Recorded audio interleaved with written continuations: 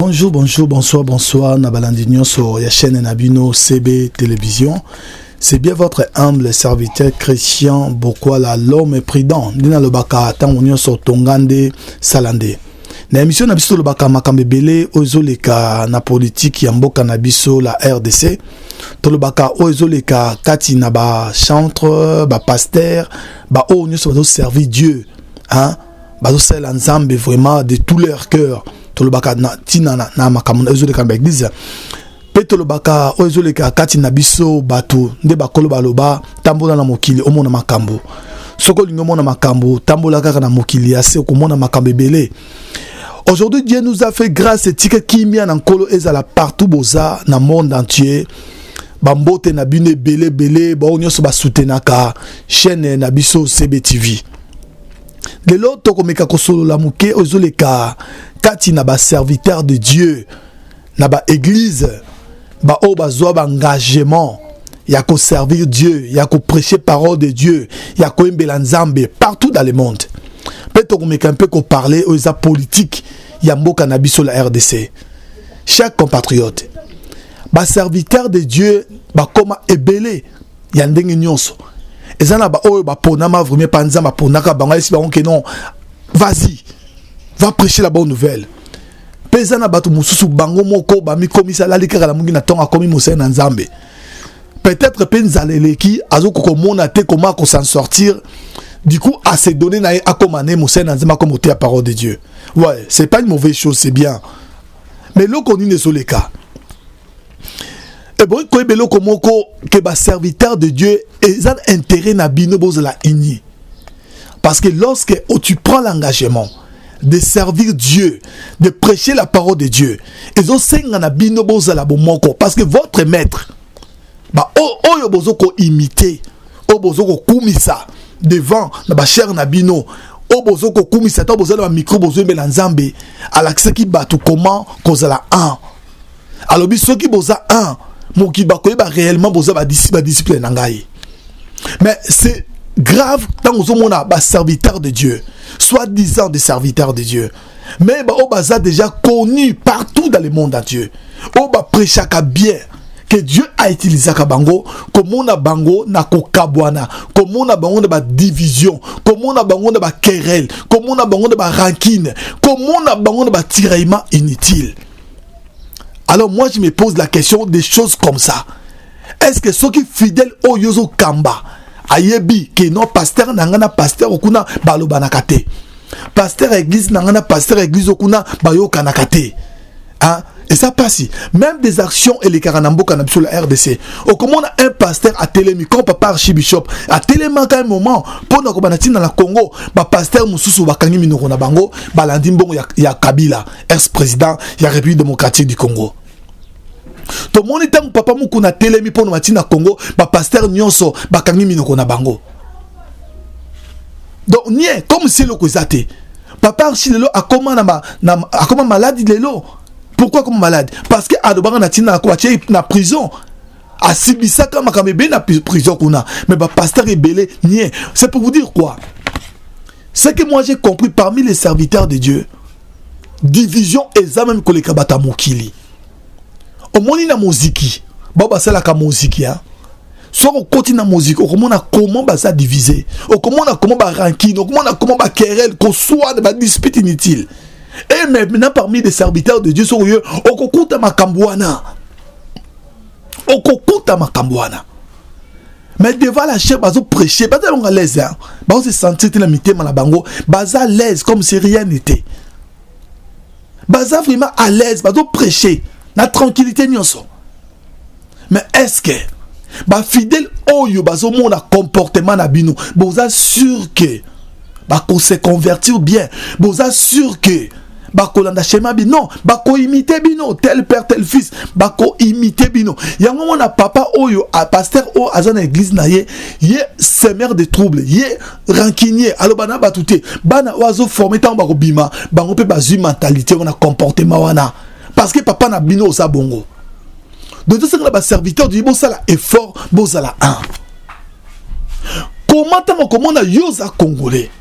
N'habite parce qu'il dit que non, un homme de Dieu fait qui peut makambi nzambe, makamba politique est aliété. Yosa berger. Berger n'a pas brebis na ye nyoso bazala kate à bonne santé. Et ça n'a pas brebis au baza malade. Et ça n'a pas brebis au ba konda. Et ça n'a pas brebis au baza bonne santé. Et ça n'a pas brebis au ba buka na makolo. Et ça n'a pas brebis au lem soli sur mon kopé toboka. Donc ba brebis ba catégorie. Engel banini. Yo un homme de Dieu osa berger pour na ba brebis nyonso. Et ça kate ba au baza église na yo. Non, osa berger ba brebis nyonso. Alors, so qui osa berger. Au monde qui ba brebis na yo. Bazolia bienté. Est-ce que okoza la l'aise? So qui yo un berger au monde qui ba brebis na yo bazo kufanzala, to baza malade. To okoza la à l'aise. So qui yo berger au monde un lion aye azoko boma brebis na yo moko na moko, okoza la à l'aise. Je pense pas qu'on soit à l'aise. Parce que ça va brebis na yo au souffra. Pona kozwa bango, pona koboko la bango, bakoma ebele. Alors, comment ceux qui ont berger au moni ba brebis na yo bazo souffrir? Au kangi munoko, kangi maboko bike non. Ngana za mosene na nzambe, wana za makamuna bango, ngana za mosene na nzambe, etali kaka nga, etali ngana za pona mama nzambe, politique etali ngate. Non, ceux qui ont moni un ou quelque chose qui ne va pas. Parce qu'un berger a un sentinelle. Azawana prêt pour sonner trompette au moment que Makambezo simbate. Au moment où Makambezo marchait bien. Un berger azawana pour sonner trompette. Au moment qu'un président azo tambola bien na pays naye. Azo diriger bien pays naye. Peuple azo souffrir. Comment yo un homme de Dieu au kokangamuno konayo. Comment na Makamunyo se zole kanamisu nayo. Mais à l'église oza.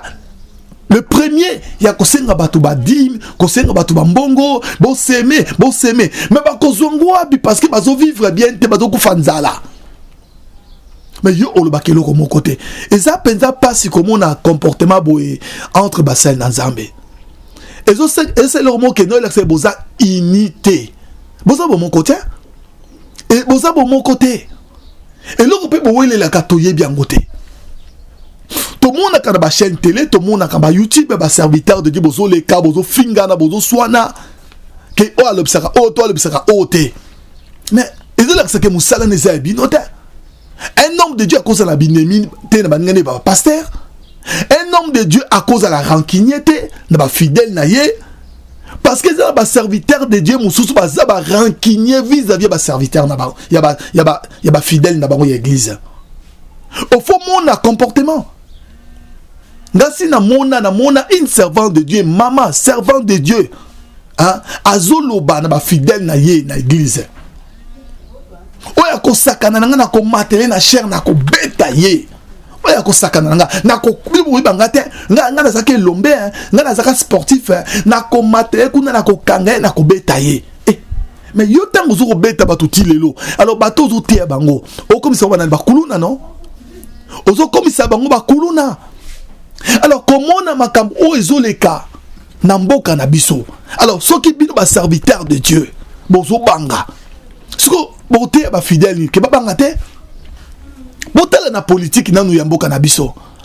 Président Félix Tshisekedi. État de siège na est. Parce que tout le monde a ba photo, ya ba tona comment ils a publier tout le temps. Ba publier ba photo. Ba publier ba photo, bazoko violer batu, bazoko ta ba mama mabele na bango, bazoko sala boye, bazoko violer bana mike, bazoko boma batu, ba kati batu mitu na machette, ba pandi batu na machette, tout le monde a ba photo. Publier, ba et cela bango passe bazo lela. Ah pona nini boye, bandu na biso est, bazo boma bango, batu bazoko lela. Pour ba mona ka ba photo wana. Mais alors, ils ont comme ils s'en parlent que non état de siège. Batini généraux oyo akoko diriger mapinga kuna ya Goma que bino tout bozake ba gouverneur bovana na bande de touche bovana nano to tchana nou ba militaire to tcha général ya armée to ya police atala makambo ana pe na ville ya Goma du coup bana beni batelemi oh non tout ça la marche. Mais bino ça la marche comment bino bolela tout le temps bazoko boma bino bazoko nyoko la bino bazoko pied bino bazoko violer basi ba maman na bino bozolela bon ezo sala biso motema passe. Alors moi na mboka biki to tia état de siège to revoir tous ces problèmes là ezo utawapi pourquoi il y a tant tant de tueries? Pourquoi il y a tant de décapitations? Pourquoi? Parce que bon marché pour Nanine. Donc, bon télémi, bon marché pour na bon action où il y a président Simbate. Au moins qu'ils apprennent bien Nabino. Peu bateau au président lobby na côté Katnaïbi ba au bateau tinda bino bon marché on est zaté. Bah to yebi banal bateau tinda bino. Hein? Ceux qui pèsent ba faulu, ceux qui pèsent ba mozitu, ceux qui pèsent ba nani, bateau tinda batouana pour baser ba jisaka boye. Alors, des serviteurs de dire des choses comme ça, il faut la qui s'arrête que vous avez mboka. T'as la mboka ça pour ne pas politicien té. Mboka ça pour ne pas politicien té. Mboka ça pour ne pas serviteur de Dieu. Premièrement, il y a un moment le président de la République a donc ça mboka na mboka nzambe parce que il y a des secrets. Et ça bino ba serviteur de Dieu premièrement et bon bo talaka makambo oh ya pays bo lingambo kanabil bo sangana ka ba réunion pour votre pays bo sangana ka teso bo za ba convention bo za ba séminaire. Non, il faut revoir aussi la situation de votre pays, chers compatriotes. Congo ezayanga ezaya biso Congo.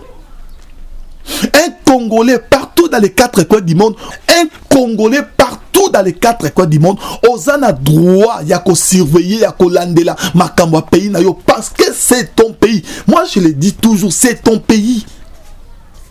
Même le président de la République a le biango et bongi Congolais ni so azala vigilant dans 4 coins du monde. Faut que vous allez un. Si nous sommes un là, toko arriver, toko gagner. Mais ceux qui sont divisés entre biso. Mais ça passe si. Alors, bah, serviteur de Dieu, bon zalabo moko. Ceux qui moko sali action moko pour namboka. Mais bon, ya bo sangana. Pourquoi l'olendo? Pourquoi fier? Pourquoi kobanga? Ah! Et ça passe si makambo to mona lelo zule kanamo kilina biso ya se awa. Ma posa kolela mute ma passi. Chers compatriotes, ezaki votre humble serviteur Christian Bokola. Naki na mek un peu ko solo la nabino ona solo nabino na ko senga nabino partout boza dans le monde entier. Ba serviteur de Dieu bazali connu partout dans le monde. Na onan ba ebanité bozala uni pour l'avancement, pour na bien ya pays parce que peuple congolais a souffrir. Ma comme belé za bienté, courez za bienté, mais za bienté. Ba malade partout. Bana mike ba comme ba mandia, bana 8 à 7 ba mandia ko mandia ba mbongo pour ba ko un peu ko kolia. Eza passi engobani pauvreté eza passi mutato kufa parce que za mbongo te ya kozwa soins médicaux nyo so eza passi na mutema ba serviteur de Dieu boye ba pe kozela bomoko bolandela pe makamamboka na bino to mona mbala sima bata soni babwakela ka bango zelo parce que bata soni nyo so za muta soni te zala un vrai congolais so ko za un vrai congolais te oza muta soni ozo mériter babwakela yo zelo. Merci, au revoir.